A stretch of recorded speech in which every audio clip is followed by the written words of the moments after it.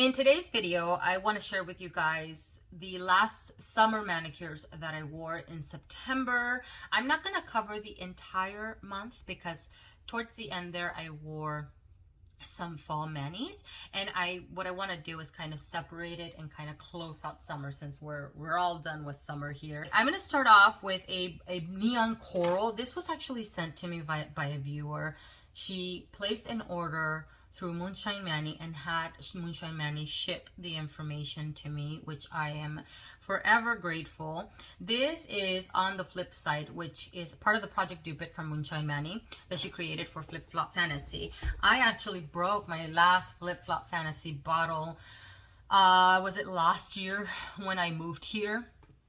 So I was out of that neon coral with really no plans to repurchase it because I love it, but the formula drives me nuts. And so I was not in a rush to buy it at all. And a super awesome formula. I think it takes 2, possibly 3 coats. No white base required because this has a lot of white in it already. So it gets opaque on its own. This one though is a little bit on the thicker side. You're not going to see the exact color. Do you see how thick it is? But that allows this to get opaque. The best formulated neon coral that has a lot of white in it that I have ever owned.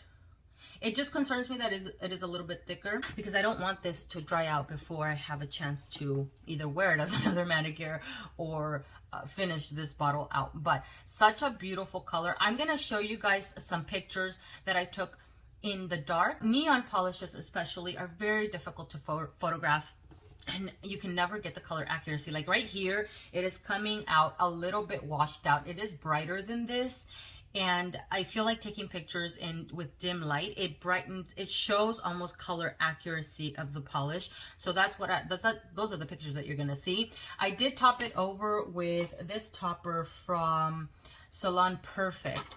And this is very reminiscent to an LA Colors Shimmer Mist is the LA Colors polish, and it's a topper. This one here has holographic micro glitter, chunkier holographic glitter, and then shards. Let's see. Do you see those right there? Right there. Bigger pieces. Metallic holographic pieces. Great saturation of the glitter over top of the nail at 1 coat, which is freaking awesome because it is a glitter. It is a little bit difficult to remove, and this on its own is beautiful, but then topped over with this holographic goodness that's going on in this bottle, it made it more fabulous. A bit tacky, but I've mentioned before, I feel like it's tacky but classy at the same time. I freaking love tacky manicures. I think you guys know that by now. This blue one from Sinful Colors is part of their bold colors line. I failed to read the little label. It says sneaker-like texture. So when I went in to apply it, it was drying really fast, almost mattified, and then it was drying with some kind of texture on it. I was like, what the hell is this shit? Like, what is this? I had to be a little bit faster with my application so that it leveled out, and it does. It levels out very well.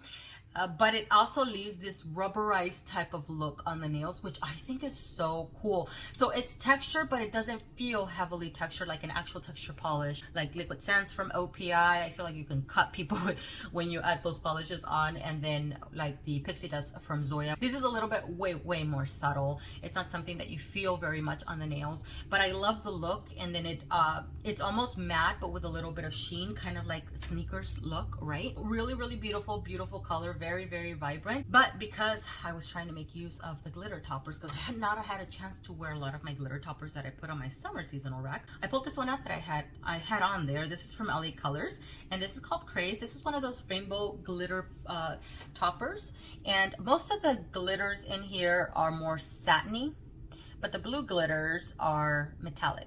They reflect just a little bit more. So you get a little bit of pink, a little bit of green, a little bit of, what is that? Pink, green, yellow, and then the blue metallics. I think it took a couple of coats and then kind of manipulating some of the glitters in certain areas, but that's, you know, with most glitter toppers and stuff, it does take some manipulation in placement. I don't know how I felt about that. Actually, it was really pretty. I did want to though mattify it, which is a similar manicure that I did like a couple of years ago. I just didn't get a chance to. I really didn't get a chance to. Oh shit! I really didn't get a chance to do a lot of the things that I really wanted to, and I think it's because you know, it was swatch season. These transfers are from Makart. They're very easy to use, and I love these especially to amp up any manicure. You get varying floral prints on here. I'm still looking for like a sunflower print because I am obsessed. I've loved sunflowers since I was a little girl. So anyways, the first manicure that I put together utilizing these transfers is combining it with Sunsea and Sand in My Pants from OPI. Right here it's coming up a little bit more sunshiny yellow, but in person it has a little bit more red in it and it looks more canary. This got opaque at 2 coats. Now, I have applied this before on its own and it takes 3 coats. And I do have to be mindful of my application, but it has a decent formula for this type of color, right? I have another one, which is Exotic Birds Do Not Tweet. That one's also a canary yellow, but a little bit more sunshiny. And that one's a little bit more difficult than this one. This is the better formulated out of the 2. And so I added 2 coats of this and it got opaque for me, but it's because of the base coat that I used. And I'll talk about that towards the end. So 2 coats, I applied it also on my pinky. It's the smaller nail. So I think that helps with the application and how many coats. And then I also applied, it's not unusual. This was also sent to me. Threw me off a little bit because I thought it was going to get opaque on its own. I didn't check reviews or swatches of this polish, or even on the flip side at all. And it's a little bit more sheer than I thought. Do you see that? On its own, this may take 3 coats and I may still see the nail line, but I'm assuming at this point, only because of the sheerness of this polish, but again, because of the base coat that I used, it looked very even and opaque, I guess you can say, because it still looks a little bit translucent at 2 coats. The shimmer is slightly visible on the nails. It's not something that stands out at all, but it helps it not look like a full-on cream. For my middle and ring finger, I added my new obsession of a sheer Barely There polish. My obsession with sheer Barely There polishes, guys, was it last year? Something was reignited because I used to love these kind of polishes back in like the 2000s. This is currently on my toes right now and it's been over a week. I think I'm going on 2 weeks and no, it's like a week and a half and I almost don't want to take it off. So this is Vanity Fairest. This is like a Mademoiselle type of polish. I'll compare it to Mademoiselle in just a moment, but this one's a little bit more pink, and this one, let's get it there because it has a little pearl running through it. I can see it, but it's not strong at all. But I think that's what helps this polish apply really well. So let me pair it up with Mademoiselle because it leans a little bit more, brings out the peachy tones in Mademoiselle. It is pink in the end, but next to Vanity Fairest, you see the little hint of peach in Mademoiselle. Obsessed. I've used this polish numerous times. This is my most worn polish this summer season. Let me tell you, it is so beautiful. And the next manicure that I wore with that, the little transfers, I have Makart from Sally Hansen. This is a pastel pink. And then on my middle finger, I added the silver, a little bit more cool leaning. And this is from Sally Hansen, part of their Satin Glam line, metal iced. So it's more of a cool type of silver. It has a little bit of blue, like a blue undertone to it. It looks like liquid metal on the nails. It looks really, really beautiful. I topped it over with this glitter topper from Just at Sun. This is a brand that I find at my local Walmart on an end cap, and all of their polishes go from one color and they shift to another. And went outside and put my nails in the sun, and this is UV reactive. It is not heat reactive because I did try under hot running water, as hot as I could dig it. You have to be in direct sun. The sun has to be hitting your nails in order for this to show through. So it'll go from the silver holographic, and then in the sun it'll get a hint of pink. It's not as, it's deep, but it doesn't, you still see some of the silver holographic, but it's almost like the base that it's sitting on changes the color. The next manicure is not one that I'm a huge fan of, and I'll explain as to why. This is from Urban Outfitters. It is called Electric Petals. It is a bright pink, very blue based, and it has this teal bluish little shimmer. that's visible on the nails, but it doesn't, it captures the little flash in certain lights. It's not always visible, but such a beautiful color. I love the name of it because it's a little spunky, but a delicate name at the same time because it has petal in it. I don't know, there's something about it that I like. I'm not sure. Great formula for this one though. It got opaque for me at 2 coats. And then Marshmallow I applied to my middle finger and my ring finger, and this is a white, and I love white for summer, and this is more of a jelly like type of white polish. Again, also takes 3 coats, but because of the base I used, I only added 2. Super awesome. This I'm gonna apply after Vanity Fairest, after I remove this pedicure. I need to remove it today because my feet are looking rough. And then I wanted to make use out of a couple of my Deborah Lippmann little shimmers. I mentioned before that I think these were my last purchase from Deborah Lippmann. Unless I see that there's something that I find to be super unique, I'll buy it. So out of the 2, I like this one the most. I tried this one over a couple things and I was like, just not sold. I have others from Color Club that I feel look way cooler, to be honest with you, and they're less expensive. So this is from Deborah Lippmann. I love the name of this too. It's called Lightning in a Bottle. It reminds me of Message in the Bottle, that movie with Kevin Costner and Robin Wright Penn. I don't think she's Penn anymore, but and the base is almost like a pearl white. In some outer parts of the bottle, I see a little bit of green, but that's not something that's captured on the nail. And it's not really pearly because pearls, I feel, reflect different colors, to where this has a very strong pink shimmer that I don't think you're gonna I'm gonna capture here. But you can slightly see it here. It's stronger though in person, like a lot stronger. So put this over top of Marshmallow. Because I did a similar look in the spring with a Sally Hansen kind of bluish topper, but it's very sheer. I put it over top of Marshmallow and it looked really great. So I did the same with this one over Marshmallow and it was really pretty. I saw the flashes of pink constantly. What I didn't like is that I kind of went for a cheetah type print minus the outline of the print, and I just did kind of random shaped blobs on my nail with electric petal. And then I grabbed Fuji from Sinful Colors, which is also in my project polish, and then added, you know, dots of the glitter. I didn't know how sure I was with that manicure, but it is a manicure I wore. The next manicure, I don't even think I got a chance to wear it for an entire day because I was doing some swatching. So I have Olive in June. This is called B1. The name of it is called B1. Let's see if I can... That's the name of it.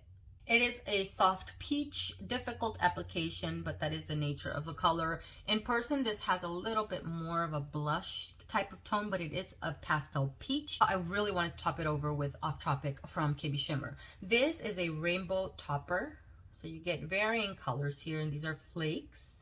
And I got to put it on. I got to put on a glossy top coat. The idea was to mattify this, and I didn't even get a chance to do that, sadly. But although I didn't wear this, oops, that's the wrong one. Although I didn't wear this for a very long time, I still wanted to mention because I think the combination is really beautiful. This red manicure, I have a lot of favorite manicures this month, and this is definitely one of them. I did layering. In my summer seasonal rack video, I'd mentioned that I was highly interested in layering these 2 red glitter polishes. One, because it leans a little bit more, it's a red, slightly pink, and this one is a warmer type of red glitter. And so I wanted to see if I could see the contrast of the 2 on the nails, and I did, guys. I did. This is such a beautiful red mani. It looks like an indie polish. I started off with Sally Hansen's Red Carpet because this is in my project polish and I wanted to make use out of it. I actually did a nail of the day on Instagram with this one, showing the different mixes that I did, and I have it up here on YouTube, but I didn't post it, but I think I'll post it so you guys can see it here on the YT, since my peeps on Instagram saw it. So added a coat of this. That was my first coat. Then I went in with Morgan Taylor's Rarest Rubies. I've worn this on its own before. It is a little bit chunky. It's sentimental to me because I wore it for my cousin's wedding, but I had a chunky manicure going on that day. After the first time that I wore this polish, I realized quickly that this is gonna be a layering type of polish. So the last couple of times that I've worn it as a layering component, and it works very, very well because it loads up a lot on the glitters at first application. And the last one is Freedom from LA Colors. This is a warmer glitter. And I don't know if this gets opaque on its own, to be honest with you, because this was my first time applying it and I wanted to layer it. And so freaking good. This laid over the red that leans a little bit more pink. It brought out the warmer tones in LA Colors Freedom. It almost made it look like it was shifting to an orange in some lights, depending on where it was. So no matter what lighting I was in, my nails looked like freaking rubies, always sparkling, almost like the ruby slippers from Dorothy, right? Like even more than freaking Dorothy. What is it called? Ruby pumps. Because the particles are bigger in these, right? That one's still freaking amazing. But it looked like freaking crushed rubies on my nails. And depending on what lighting I was sitting under, sometimes it leaned a little bit more pink. My manicure leaned more pink. But sometimes it brought out more of the orangey red undertones. And so it almost made it look like a shifting, like shifting flakes, almost like shifting particles. Not flakes because these are glitters. But I hope that's making a lot of sense. Awesome manicure to wear holiday, even in the fall, because it brought out a little bit more of the orangey tones. The last manicure that I want to talk about is this combination. I have this in my project polish as well. This is on a trip from Wet n Wild. It's a great purple. I'll be sad to see this one go. I'm actually at the end here. I may be able to get another pedicure out of it, and that's about it, because the application is getting a little bit like tricky. And such a beautiful purple. I've enjoyed it while I've had it. And then I topped it over with Fairy Dust from China Glaze, which is, I thought this was a holographic shimmer. So I bought this at the beginning of the year. I never owned it because never found the need for it, because I love my I&M holographic top coat. That though is a holographic shimmer. This is a glitter. This is a micro glitter. And I know that because once it came to removal, it feels a little bit more gritty, and it's a little bit more difficult to remove than a shimmer. So I would consider this a micro glitter, which I don't know if anybody, I don't know. I've never heard it being described as a micro glitter, I guess. Anyway, that kind of threw me off. Point is. So I really like this because it loaded up at first application. I don't love it more than my I&M, but I love it for a different reason. I feel like because the base is a little bit more cloudy than I&M. I&M is just, the base is clear, and this goes on clear on the nails, but there's something about the base, and I think the consistency, because it is a little bit thicker, it almost makes the manicure look very plump, like a little extra plump.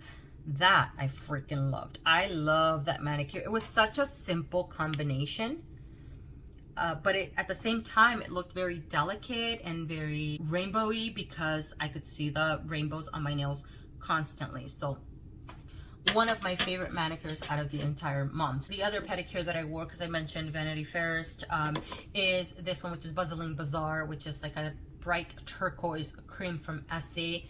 I love this. I didn't get to wear others from my seasonal rack because I was focusing on a couple others from my my project polish, and I won't mention those here. But super awesome color for summer and super awesome formula. Let me talk about the base coat that I've been obsessed with this month, guys. This is from Sesh, and this is their Sesh base. This is a ridge filler, so I bought it initially for the ridges on my nails. Right now my nails are not struggling with ridges, but I have continued using it because this is tinted white, and it has made application for polishes like tricky polishes that take 3 coats that are a little bit streaky at 2.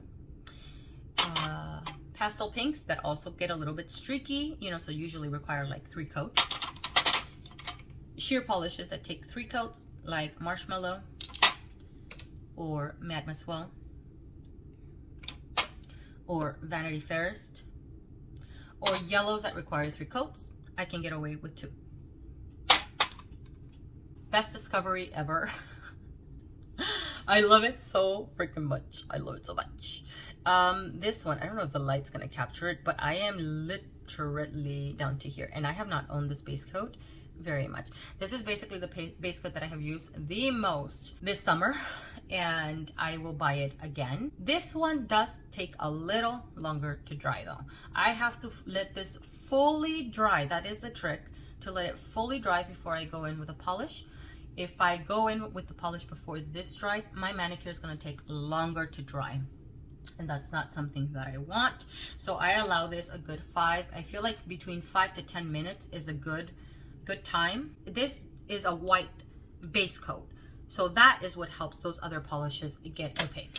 So because I got really happy with that one, I was like, well, let me try another one. Big mistake. I bought this one from American Classics. It is the Bridge the Ridge. Also leaves the colors or the nails in this color. This dries matte though, and it seems like it dries quick. By the time I'm done with one hand and move on to my other hand, this is already matte, which tells me that it's dry. And if I go like this, it feels dry, right? Without putting so much pressure. But this is, I've now tried it with multiple polishes. I know those polishes don't take a while to dry because I've used them before. They have good drying time. And every time now, 3 times that I've put this as a base, it could be an hour and I'll bump my nail or do something, whatever, and it'll leave an indentation in my nail. Super annoying. This is not the first product that I've had that experience with from American Classics. Their Jealous top coats take a long time to dry too. They're super thick and super glossy, but the drying time is just insane to me. Like, I don't have that kind of time. So it does smooth out the ridges, but just not my favorite. This one here I do want to mention because now I'm further down, and I've had this experience with rich fillers before. One from, I think from C&D, that's also tinted, almost white creamy.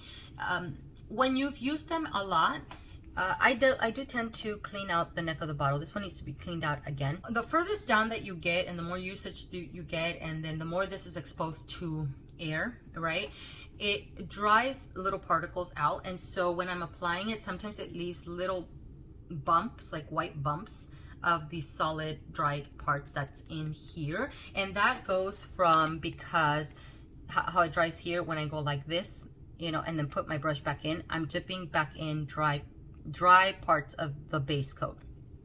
So I just need to do a better job at cleaning that up consistently. I have cleaned it up several times, but it just continues to happen. And the furthest down I get to this, the more of the little bumps I get. That won't annoy me with glitter polishes, but if I have a cream, it'll be a little visible. So just kind of an FYI on that.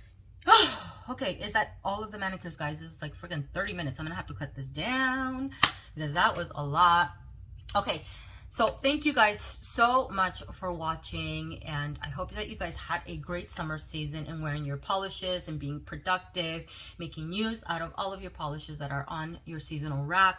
I tried as best as I could, but I never got to some of them, sadly, which is okay, you know, better luck next year, I guess. Thank you so much for watching, and I will see you all in the next one.